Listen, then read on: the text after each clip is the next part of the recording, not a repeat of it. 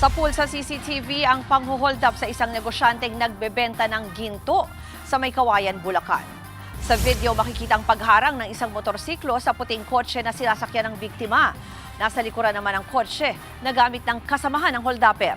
Tinutukan ng baril ang negosyante at saka tinangay ang kanyang 10,000 pisong cash at tanso na halagang 100,000 piso.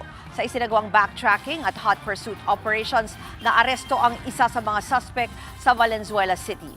Patuloy na tinutugis ang 4 na iba pang kasabwat ng holdupper.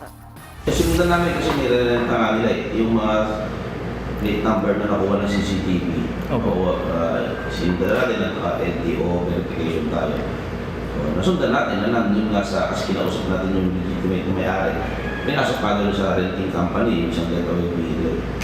Doon natin na-identify yung isang prospect. At nakilala naman siya ng isang biktima, tinuro siya na yun nga daw tumutok sa kanya ng long firearm.